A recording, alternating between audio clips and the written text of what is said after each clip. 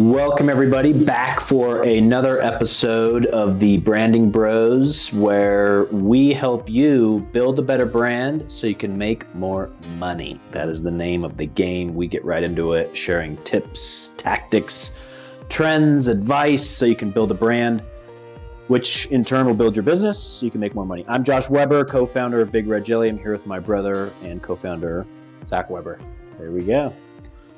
So today's topic is an interesting one. The title that I kind of had Gemini AI help me with, but I will say I prompted it correctly. You're a Gemini guy. I mean, maybe not anymore. Okay. We can talk about that. Okay. You're a chat GPT I'm a guy. GPT guy. Hey, look at that. We don't always agree. So again, the title of this episode is branding the new marketing? We think so, or Josh thinks so, I should say.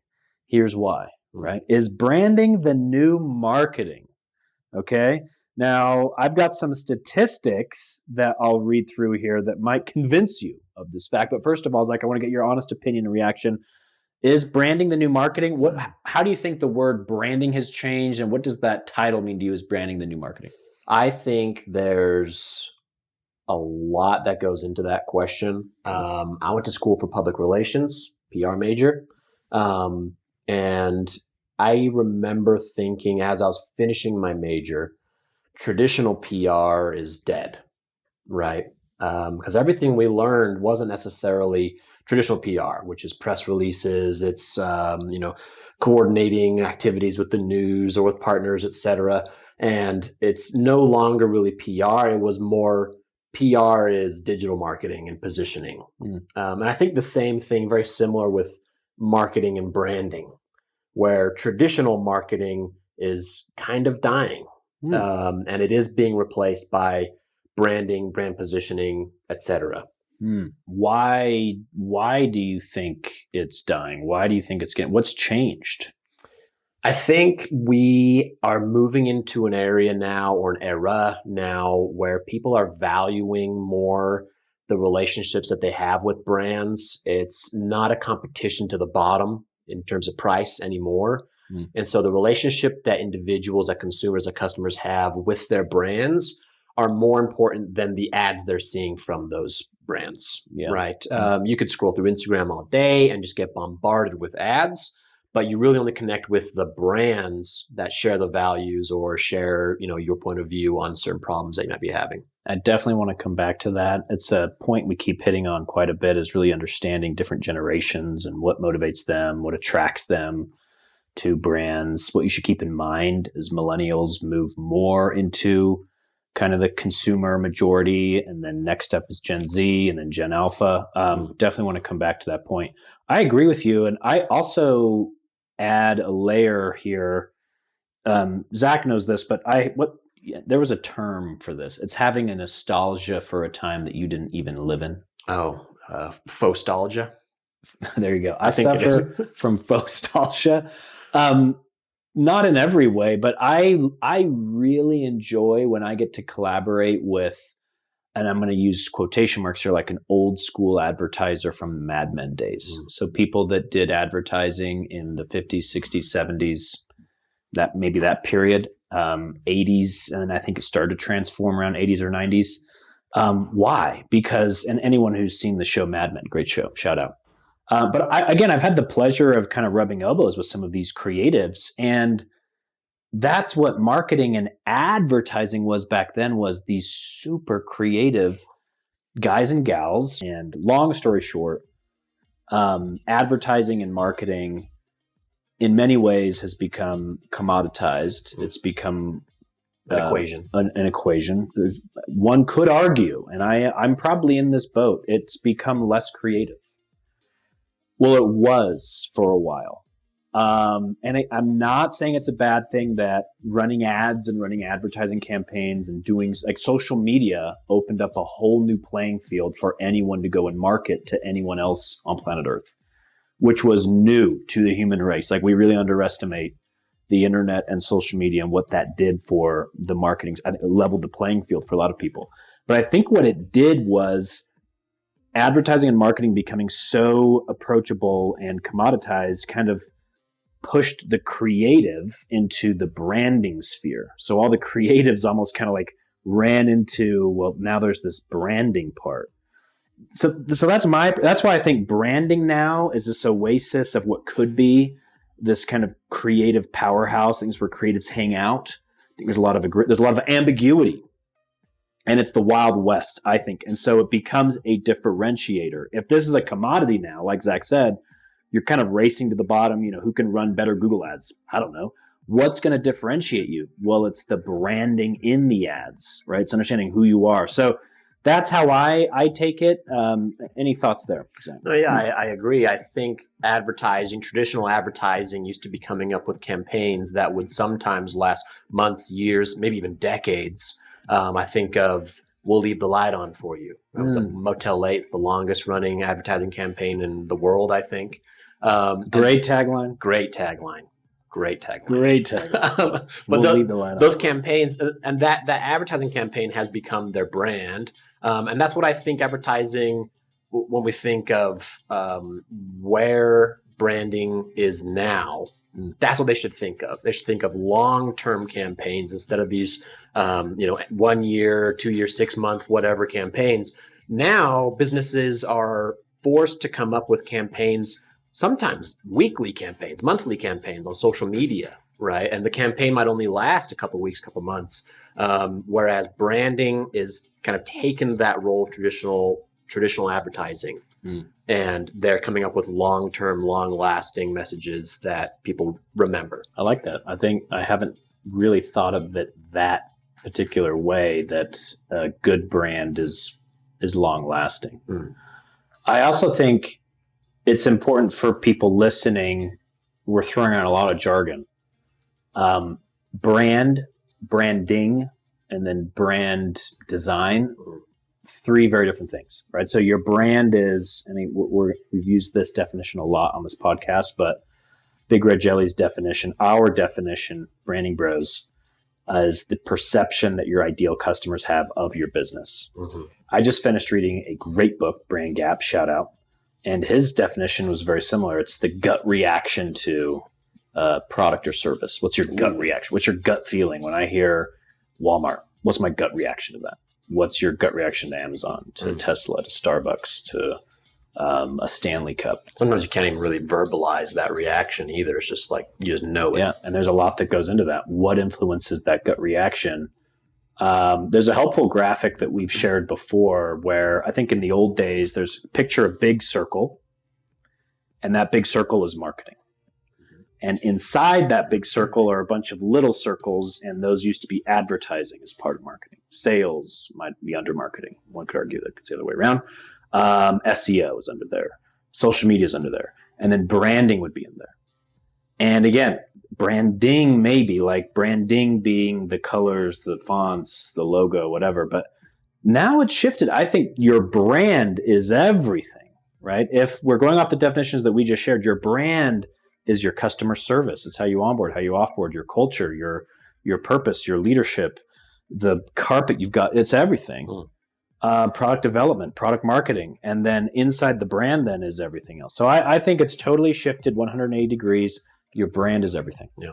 Sounds like we're on the same page. I think we are. And I think people might also misunderstand, like if you have no brand, it's like, well, I don't have a brand. It's like, well, you have a brand. It's just not one that you get to decide or that you have any influence over. So if you're inconsistent in your customer journey, if you're inconsistent in your products or services or the quality of your products or services, then your brand is inconsistent. That's what your brand is. Yeah. You are the inconsistent brand. You're the inconsistent company, or you're the unreliable company, or you're the late company. Yeah. It's like that is your brand is decided for you by default.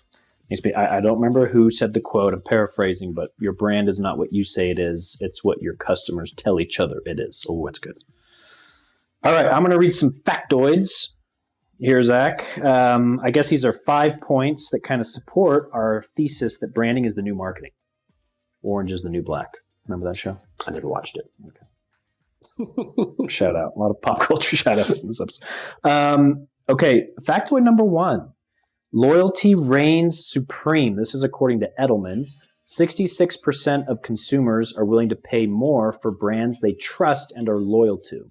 In today's saturated market, differentiation through brand loyalty becomes crucial for sustainable success. What's your gut reaction to that statistic? 66% of consumers are willing to pay more for brands they trust. Yeah, that kind of calls back to what you were saying before, which is like, who can do the better Google ads? It's, okay, like that's up for, there's an art to that, sure, and some people can really maximize your Google ad campaign. But how people react to those ads, you have no real control over. But what you do have control over is the brand that ad is representing, right? I know I interact with brands, Farmer's Dog. It's like a whole dog food company. Wow. So instead of doing kibble, it's very whole vegetables, fruits, meats, etc. Spoiled dog. Very spoiled dog, yeah. But I interact with that brand a lot, and I'm more loyal to that brand because I share those values. And yeah, they might not have the same advertising or marketing budget as Big Dog Food Co., but I'm loyal to that brand because I share those values and I resonate, I recognize, I relate to that brand more than others. Well said. Tip or trick for those listening: can see now why your customer service, everything you do is going to influence the trust of your customers. Trust is the foundation of a good brand. Break that trust, you're going to lose your brand, right? So number 2, advocacy amplifies reach. This is according to Nielsen. 73% of consumers say they trust the recommendations of friends and family over traditional advertising. Building a strong brand fosters organic advocacy, turning your customers into brand ambassadors who amplify your reach at no additional cost. You see kind of that the new way of thinking of the conversion funnel. It starts with awareness, eventually moves to action and conversion. A lot of the more recent versions have the last layer actually being advocacy, right? Or being an ambassador even. And so having advocates for your brand is and should be the ultimate goal of conversion, right? Yeah. So when you are converting customer or leads to customers, you shouldn't assume that it ends there. It continues past that to how can I now make this person an advocate for my business? Love that. It's becoming a bigger trend now for brands to say, well, let's not just sell products or services. Let's become a membership brand. Let's become a tribe. Let's become a family. Let's become a group. And now you're part of this kind of cohort, right? And no longer should we be thinking about sales and marketing funnel. Like Zach said, it's a sales and marketing flywheel. Google that graphic and you'll see a lot of companies starting to adopt just this vision that I think is much more helpful. Number 3, emotional connection drives decisions. 80% of consumers make purchasing decisions based on emotion, not just features. A well-defined brand identity that resonates emotionally with your target audience creates a deeper connection, influencing their buying behavior. You had an emotional connection when you thought about your dog. I do. And you bought whole food, whole dog food. Well, they grind it up, but it's like you can see the pieces of food in there. It's pretty cool. Incredible. Yeah, unbelievable. Unbelievable. Any gut reaction to that? 80% of consumers make purchasing decisions based on emotion. I mean, I don't think that's news to anybody. Now, obviously, this applies to some industries more than others. Some more practical products, it might be feature heavy, or people might rely more on features. But more and more, people want to care about the products that they're purchasing, and they want to care about what they're consuming or who they're interacting with, and that comes from the emotional connections. I think many of us know this. We've heard this, we buy based on emotion, we justify with logic. You eat with your eyes. There you go. But I think we struggle to actually do this. Yep. I think we've heard this many times, but we have getting down to the granular with maybe your website copy. As business owners, as entrepreneurs, marketers, I think we'll do a good job of explaining the product, explaining the features, why the product is cool, why the features are cool, the pain points it solves. Oh my gosh. But what we don't do a good job is highlighting what's the emotional state that my customer is going to benefit from having used my product or service, because that's ultimately why we buy anything in the first place. Case in point is a great copywriting example of what was that? What's the KB is short for? Is it? There's gigabytes. What's on kilobytes? Kilobytes, right? Oh. I think when the iPod, I'm going to butcher this. When the iPod first came out, it was instead of 1,000, X amount of gigabytes storage on your phone. Some competitors did that when smartphones and kind of music devices were coming out. Was always, well, here's how much storage you have. What did Apple do? Their tagline was 1,000 songs in your pocket. It's like, that is way better, right? Because I'm emotionally connected to the music I listen to. So, yeah, I think this is a classic example. We've heard it so many times. We're like, yeah, duh, I know. But I think we struggle to apply that one. It's like you don't sell a faster lawn mower, you sell longer weekends. Oh, it's a good one. I saw that somewhere. That's not me. Okay. All right. Second to last one. Brand is your shield. In times of crisis, a strong brand acts as a buffer. Studies show that companies with strong brands experience smaller negative impacts during reputational crises. This is by the Financial Times, according to the Financial Times. Building brand trust becomes a safeguard against unforeseen challenges. Yep. We had a conversation with somebody recently. I can't recall who, maybe you do, but they call it building your goodwill bank, right? Or your goodwill points. There will be a crisis, whether that's a large-scale crisis, an industry-wide crisis, or a company crisis, or maybe even just a client-specific crisis. And having your brand as a shield and having that bank of points built up in your goodwill bank, that's what's going to get you through these crises. Right. That's part of the brand. It makes me think of, there's a mentor of ours. I was having a conversation with him. He was a huge Marriott guy, brand advocate for Marriott.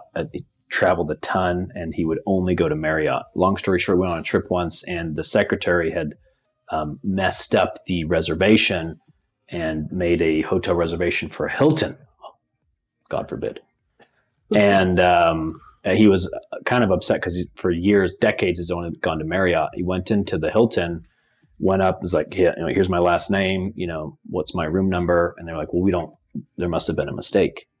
And so they messed up the reservation. He was about to blow up. And they said, but no worries, we have the suite available, the most luxurious.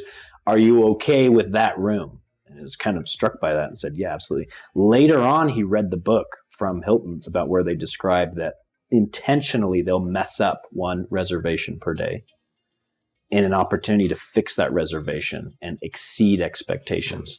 So it's like, whoa, you're going to have to, go Google the book, but talk about a brand experience. And so he read that later and he hypothesized to me that, he assumed he was probably the victim of that experience, but you remember a bad situation turned better than you do a situation that was supposed to be good anyways. Oh, yeah. Yeah. So I guess that's kind of related. Yeah. Somewhat. Last one, future-proofing your investment. 77% of CMOs believe that chief marketing officers believe that strong brands will be the most valuable asset in the next 5 years, according to Forbes. Investing in brand building today secures a valuable asset that continues to appreciate over time. Future-proofing your business for long-term success. This goes all the way back to what you said. Maybe a good indicator of a strong brand is that it can last. Yeah. This is kind of wraps it all up, really. You talk about brand loyalty, you talk about advocacy, you talk about emotional connection. If you can do all of that, it's not your brand that future-proofs you. It's the relationship that people have with your company and your brand that future-proofs you. If you have advocates, if you have loyal customers, even if you don't have an a subscription model, or if you don't have some sort of revenue source that's recurring, you can kind of build that in with a loyal customer group, right? If you have advocates and you can start to predict, okay, these advocates are gonna do work for me and help me generate business. That's what's future-proofing your investment. It's not a good logo. It's that relationship that you built with your clients. Amen. Invest in your brand. Invest in your brand. We'll get more practical, y'all, in follow-up episodes of some real practical tools and tips. In fact, Zach and I and our brand director, Mallory, had a great collaborative meeting this morning. Heated debate. Yeah, so we'll have Mallory, our brand director here at Big Red Jelly, join us in a future episode. But, this was more, I think, a conversation about, and I'll kind of summarize my thoughts, Zach, and then we'll have yours. Branding is the new marketing. What I mean, branding is the new Wild West of being creative, differentiating yourself, and creating a identity that your customers have a gut reaction to, hopefully in the positive direction. So if you want to differentiate yourself, if you want to future-proof your business, if you want to stretch your ad spend for far longer, then you've got to build your brand. That is the new marketing. That is the new creative cutting edge. So get comfortable with it, and by the way, I just want to remove this misconception that branding or brand building is like a creative, kind of like, I got to be creative to be a brand. No, if you're a business owner, if you're an entrepreneur and you care about your perception to your customers and you care about your identity, you're a brand builder. So we'll get in more in specifics in the future, but Zach, any final words? Couldn't agree more. I think, there are people, and we deal with them every day, companies who are struggling to differentiate themselves from their competitors or from big box stores or from, the big conglomerates. And branding is the new marketing. Amen. Join us next time, you guys. We'll dig deeper, build a better brand, make more money. This is the Branding Bros podcast. Thanks for joining. Bye.